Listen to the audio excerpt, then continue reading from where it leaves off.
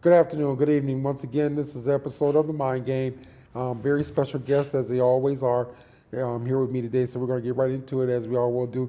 Start things off with the Pledge of Allegiance. I pledge allegiance to the flag of the United States of America, to the republic for which it stands, one nation, under God, indivisible, with liberty and justice for all. Welcome.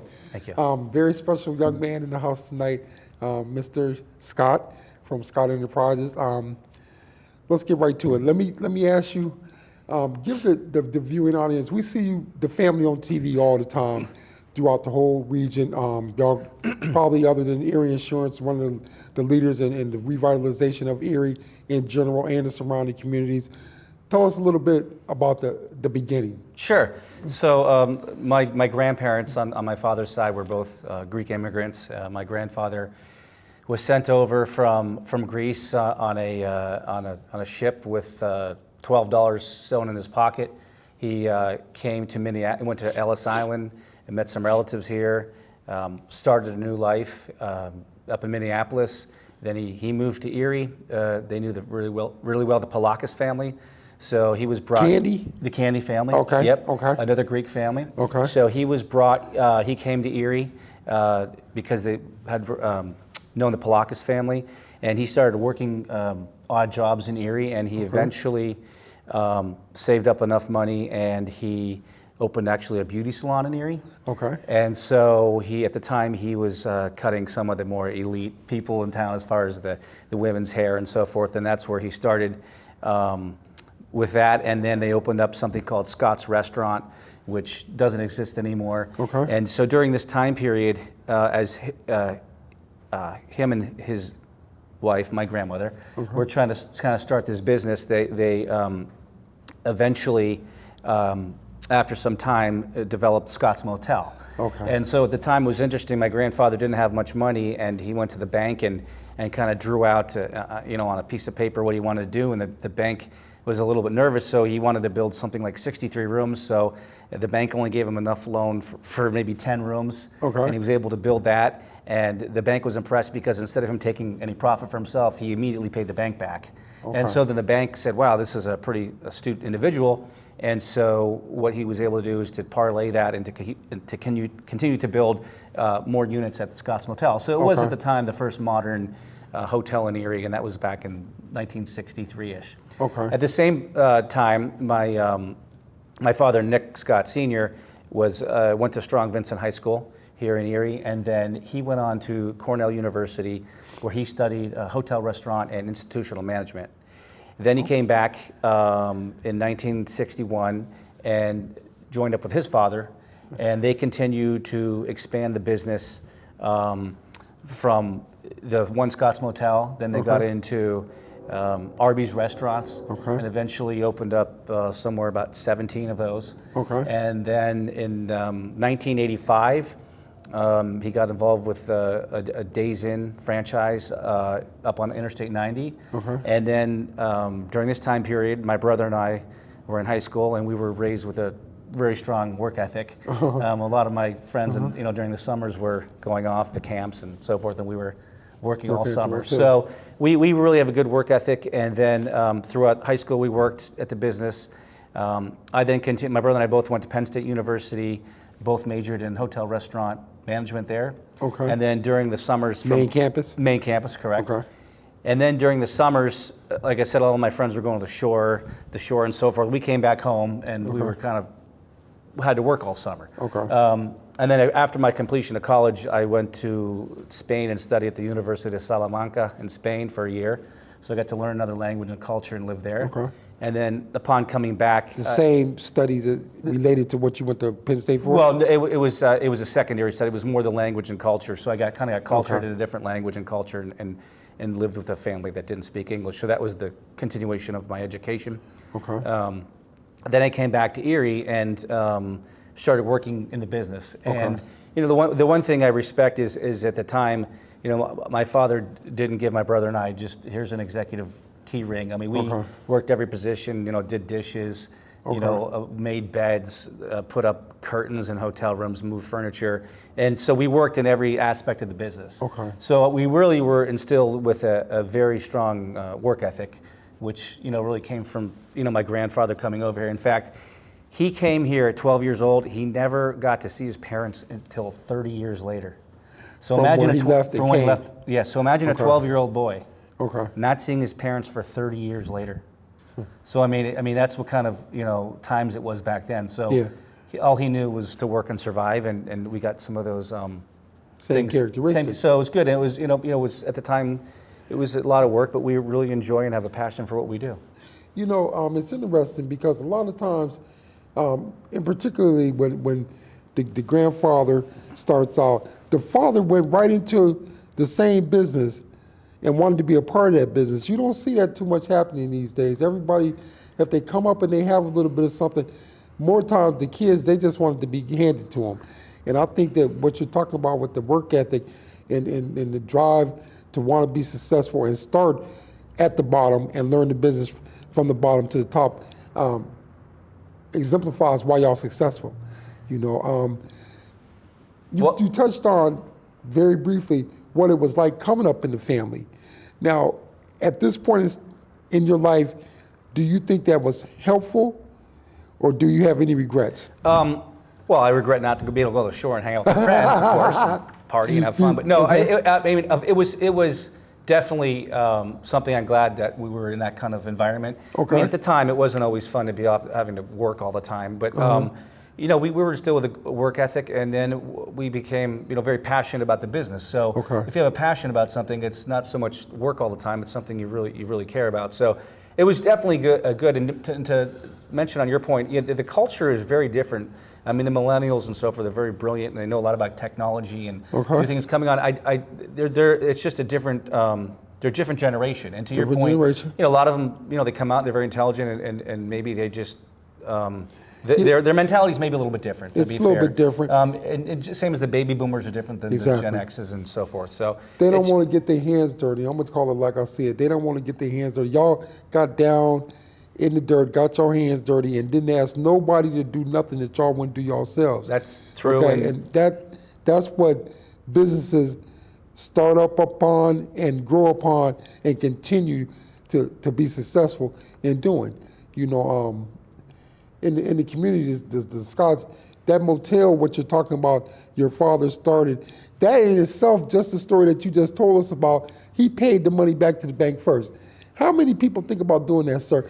Most people think about paying themselves first. Well, he was very smart, and he wanted to build a trust, and the bank was saying, what do you, your payment's not due for, he said, no, I'm paying you now. Okay. I'm a man of my word. I told you I'd pay you back, and I'm paying you back. And so they gained trust in him and said, wow, this guy's the real deal. And then that's how he was able to build trust and relationship and to be able to expand. Okay. But it was also for lack of hard work. I mean, my father used to work the night audit, and they had a car with only one door opened up. So my mother would have to go wake up one of my sisters to go pick up my father working third shift. So I mean, he worked just as hard as we did too. So I am glad that he instilled that work ethic in us. And you see him today.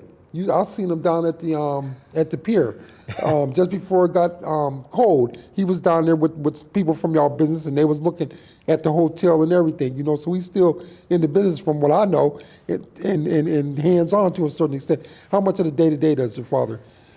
He gets in the way a lot. No, he has a great. He's gonna see this. It's fine. It's fine. I'll tell him. No, he has a great passion, a huge visionary. He likes. He loves Erie, number one. Okay. Wherever we go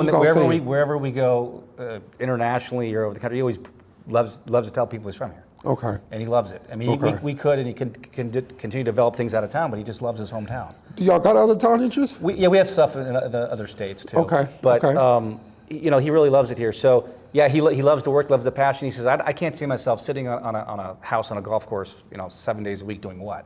He always likes to stay active and moving. He likes to do things for the community, and he loves projects and building. Now, my brother and I run the company, so we're dealing with the day-to-day challenges of operating it. So it's easy for him to say, let's build this, let's build that, and then my brother and I have to run it. So sometimes we kind of pull the reins back on. I hear you. But he does it because he loves it.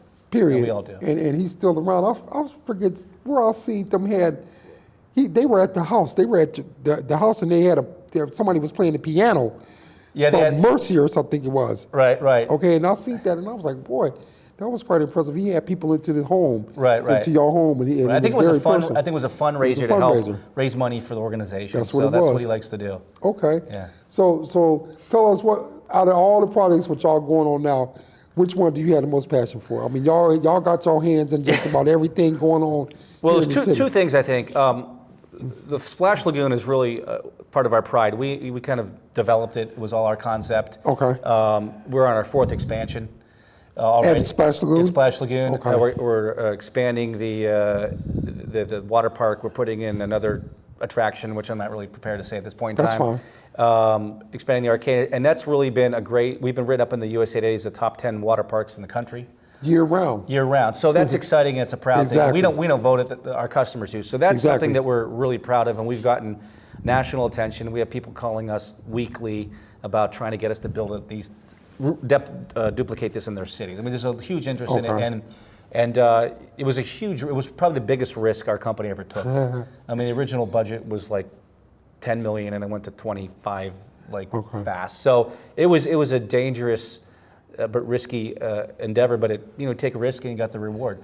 So that's a really proud project. The other one, Harbor Place, which is something that we have a huge passion about. The one downtown here, we purchased. That's your building. That's the Okay. big 13-acre parcel downtown. Okay. So we purchased that property back in 1999, and we haven't done anything until recently because we've been distracted with other projects and so forth. Okay. And so we finally got this wonderful Harbor Place project started. Okay. And it's going to be great in the center of Erie. It's going to be a jewel. It's going to enhance not only Erie's bayfront, but all of downtown Erie. Okay. Along with everything else that's great that's going on here. I saw I guess the plans for that with the ice rink and everything down there a couple years ago, and I mean, if y'all can pull that off, I mean, it goes without saying that y'all be to put a centerpiece right where y'all need to put it, showcasing what we have here in Erie, the water, and it can do nothing but continue to put Erie on the map, and have other people come in on the other side, because y'all developing all of that on the one side, and it'd be tremendous. Now, let me come back to Splash Lagoon. Sure. It's one of the very few places in this country, and particularly in this part of the country, where people don't get a chance to go and enjoy water all year round. So I could really see people getting in touch with y'all to duplicate that in other cities, and particularly here on the East Coast in the wintertime. Well, the great thing about it is we almost call it vacation insurance because it's always 80, 85 degrees in there. So you never have to worry about the weather, even in the summer. Never. Here it gets too hot, or there's bugs, or it's too cold, and humidity. Okay. So the nice thing about it, why, like you mentioned, people want to duplicate it, is it's weatherproof. It's weatherproof. So you never have to worry about inside their building experience, and it's big enough that you can experience it like you're outside. But is it more occupied in the winter? I would assume in the winter months. It really depends when the kids are out of school. Oh, really? So Okay. even in the summer, parents maybe don't want their kids in the sun, or it's 60 and raining, or Okay. it's not ideal conditions. So it really rotates around when the kids are out of school. So it's definitely busy spring break, Martin Luther King weekend, President's weekend, Christmas break, Easter Okay. break. So it's busy Okay. when the kids are out of school. Okay. So it is year round. Even the summer, it's actually surprisingly, we get a lot of customers then also. Okay. Let's go back to the project on the. Bayfront? This is phase. Yeah, Oh, sorry. on the Bayfront. This is phase one. Correct. Where y'all at with that, and how quickly will y'all be able to get to the next phase? Sure. So the first phase is that it's a $20 million investment of a 8-story Hampton Inn and Suites. Okay. And it's going to be really unique, of course, with all the views that every room is going to have. There's going to be 31 suites out of the 95 rooms. That'll be 95 total rooms. in the 95 total rooms Oh, in the that ain't hotel, bad. and it's 8 stories high. And we built it so the footprint's kind of skinny, so it could, you have great views going straight up. Okay. And not to block a lot of the views from the other people on the bayfront higher up. So Okay. it's not placed horizontally; it's vertically. Who did the architecture? Oh, that was Weber Murphy Fox here Okay. in Okay. Erie. So y'all great went firm. local. Yeah, local, of course. We went Okay. local. So the nice thing about it's also going to have the only rooftop bar of any of the Hampton Inn Suites brand. Really? So, and it's going to be on the 8th floor. So they're looking at the whole You're bay. going to be looking at the whole bay on the northwest corner. So it's going to be spectacular. That is, Yeah. because if you ever been down there, and I go down there a lot, that's where I've seen his father at. Yeah. That covers the rest of the bay, on either side, basically, Yep. and then you're looking directly ahead at the peninsula. Yeah, it's going to be awesome views. In fact, we had to stop at the 5th floor and put a temporary roof on until the spring, and then we're going to take the roof off and continue. But I was on the 5th floor, the other day, and it's high up there, and I just can't imagine how the views are going to be 3 stories even higher. So it's going to be an awesome. And that's going to be a bar on the top of that. It's going to be a bar, restaurant, and a venue. So On the top? on the very top, and it's going to be outdoor too, indoor outdoor with a glass wall. Oh, really? So they can utilize that You can in the actually go wintertime? outside, yep, and all year round? And you're gonna have a 6-foot glass wall, so you'll be right on the edge, and then it closes off. And it's something we're designing ourselves. So Okay. it's no franchise. We've been working for already 6 months on it. We brought a great chef in from Colorado who's helped us to do menu development. But the whole design is going to be our whole concept. If that don't bring the people here year round, I don't know what it is. I'm telling you, I really don't know what is going to be going on if that can't get them here. Let's talk about the Peak. Sure. What y'all doing up there? I mean, it didn't take long to figure out. That's one thing I can say about the family, about the Scott family. Once they put their mind to it, they put their brand on it, and you can see y'all all over that. The Peak was just I ain't gonna say a little resort or whatever, but since y'all have taken over, y'all have put the money into that. Let's talk about that.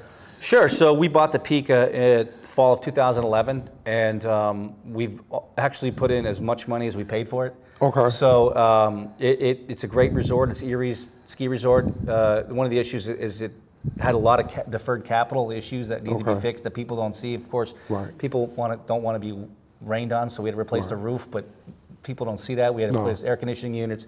We did renovate the entire hotel, the lobby, the public spaces, the lodge, How many rooms in the hotel? There's 108 rooms. But really? I had no idea it was that big. 108 rooms, but then also there are over 200 homes on the mountain, and about 80 of them in a rental pool. So we manage 80 of the homes there. Really? On top of that, so this year was pretty cool. We put in lunar tubing, which is really cool, like hip music, and then we have these cool lights. So you go down, and it's like fun, and music's playing, and lights are going on, and it's water skiing.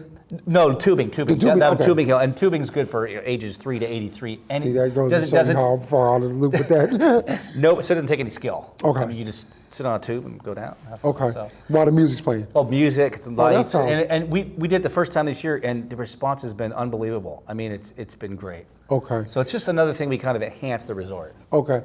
Did y'all do anything to the lounge area? I haven't been Yeah, to the we Peak. we also renovated the entire restaurant. It's called now Bistro 210, and it's 210 is the number of the average inches of snow that New York gets. So it's Bistro 210. Anyway, it's got a cool vibe to it. We have bands almost every weekend. Okay. So that's fun. It's, fully decorated, the whole place from head to toe. Okay. New menu, new bar, new carpet, TVs. The pool's still in there? Pool's gorgeous. We just renovated the hot tub, the locker rooms. Oh, and then there's an my. area in the back that was an old indoor tennis court. We put a turf field down, basketball court, pickleball court, soccer, little mini soccer field.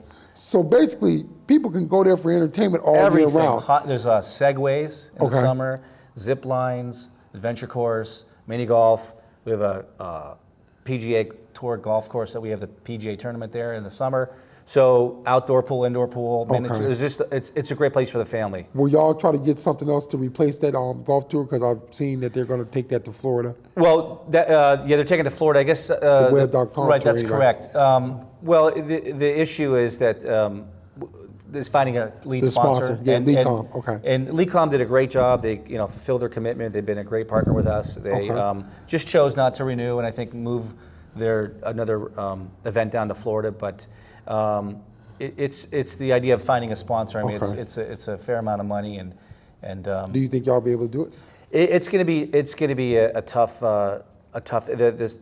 It's going to be tough to do it. I think we're going to try, but like I said, it's incredibly expensive to put on a tournament like that. I can just imagine. The PGA wants a 4-year commitment, so you got to find someone for 4 years. So we're working on it, but if it doesn't pan out, we couldn't be happier with the outcome of the web.com tour. Yeah, it was pretty successful coming to this area. What y'all got coming up 2019, 2020? We have a lot of different projects on our plate. One is to continue to build Harbor Place. Okay. The first phase of the hotel is going to be open in November of this year. Oh, really? Yep. Well, we started last June, so it's about 19 months, 20 months plus.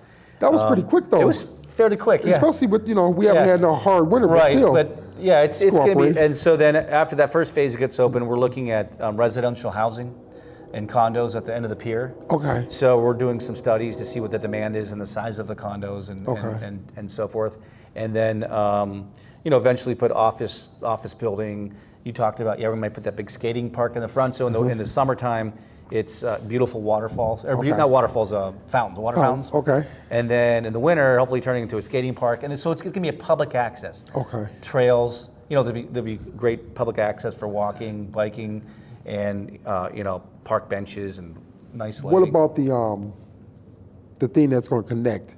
Oh, what we were trying to do, and still trying to somehow connect our project to Hammond hospitals Okay. through that area. Okay. That's not happening currently, but we're still kind of working on some kind of connection across to Holland Street. Okay. So not necessarily through Hammond, but towards that way. So then people don't have to cross the bayfront To get there. To get there. So Okay. then they have access to our project with, different things going on down there. Are y'all expanding into the fast food services with the Arby's and the Applebee's? Well, that's interesting. We own about 6 acres down in outside the Grove City Outlet Mall, right out Okay. front. We're possibly talking about putting an Applebee's and a hotel down there. Okay. But we have a lot of just different opportunities. We purchased 4 or 5 acres across from Splash Lagoon. Okay. So On Peach? On Peach, exactly. So we may eventually build an indoor family entertainment center. Okay. Like indoor ropes course, zip lines, and Okay. miniature golf, go-karts, and things like that. So because we have all this concentrated area with all the all the kind of captive audience with people come to Okay. Splash Lagoon, and then hopefully they extend their stay with us and go over. enjoy this. So that's something that may happen in in the near future. And then we just own land different places, and we're trying to basically decide which projects we want to do and when. And we're always renovating our hotels, existing hotels after time they get. Okay. So we're reinventing ourselves in the hotel industry. Y'all been successful businessmen. Where are y'all giving back to the community at? Well, we have initiatives where we donate to I think over 30 different nonprofits Okay. every year in different ways, Okay. between tax credits, just Okay. regular donations, in-kind trade. Okay. We really care about the community. So I think it's over 30 different organizations that we give to. Okay. So we really care. I That's can't good. even name them all. There's Yeah, I know. just a lot of them. And I just wanted the community to be aware that y'all not just making money off the community. yeah, the y'all other giving. thing we have is called a Scott Care Committee, and what we do is we have a committee that none of the owners are on. So none of the ownership, it's just employees are on this committee. And what they do is we look out for those who have had unfortunate circumstances happen within the company. Suppose like a loss of a loved one, a fire at their home, Okay. some tragedy that happens. And so we donate internally money, clothes, food, and then Okay. our committee, like I said, not the owners, employees of our company make a decision as to, because we can't give everything to everyone. They make a decision of like Who to give it to. constantly giving and helping. So Okay. put people up in hotels who, like I said, for months, if they have had a fire Okay. and can't afford it, feed them, give clothing. We Okay. give out Christmas. We have a Christmas present where those who are unfortunate and can maybe afford gifts for all their kids at Christmas. We go out and personally buy them, and then so Okay. we always try to give back to both, and we always try to use local businesses and labor To do that. the most we can for when we build our properties Okay. to keep everything local. Let me just touch on this real quick. What he's saying, he just ain't saying. When I was a young man struggling out in the community to find myself, his grandmother and grandfather used to let me come out to the original Scott's Motel there on the peninsula in the fall when they were a little less busy, and they gave me a little work. Eventually, I went across the street. They sent me across the street to Miss Fletcher, who owned it, the Royal Arms. Okay. Oh, okay. And so the generosity, but more importantly, the caring about the community is not just mouth service or lip service. They really do. The Scott family really do care about the community. How many employees overall, just in this area, do y'all employ? It depends on the season. Our total of all the employees is going to be close to 2,500, 2,500. The peak can be almost 800 in the winter, and then a little less in the summer. So it really depends on the season. Okay. You know, the hotels are a little bit slower in the Have you winter. seen people come back year after Oh, year? yeah, after oh, year?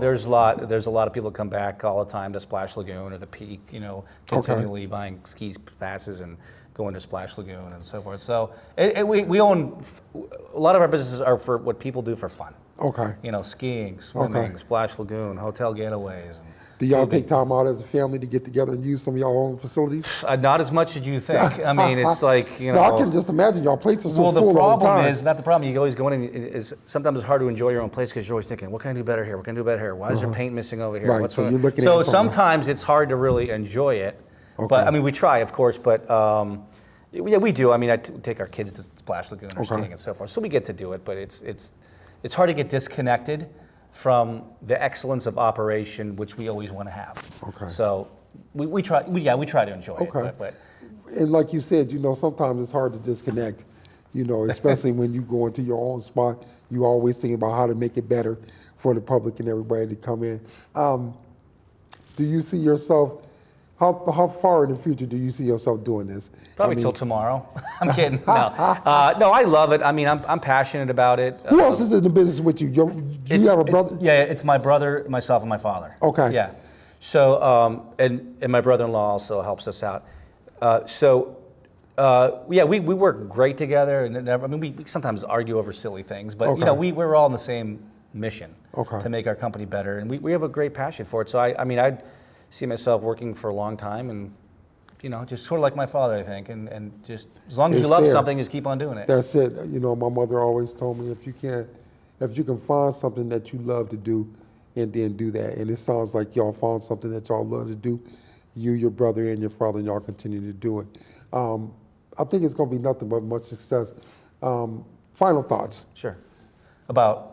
Business overall, Erie, whatever. Oh, I think Erie has more momentum now than I've ever seen. I mean, with the EDDC downtown, all the money that's coming in, all the development, trying to get rid of some of the blighted properties, the incredible thing Erie Insurance is doing. Exactly. I mean, it's incredible. Hammond's exploding, St. Vincent, and I just think that, you know, Erie's really, it's got this huge snowball momentum, and I think that our project's great for Erie, and so are all these other projects. And I bring some of my friends from out of town in the summer. They're like, man, this place is great. So it's really a great place to live, work, and play.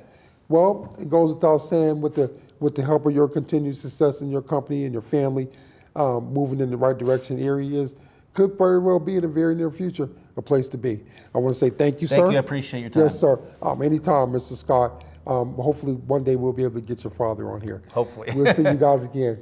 Thanks. Thank you.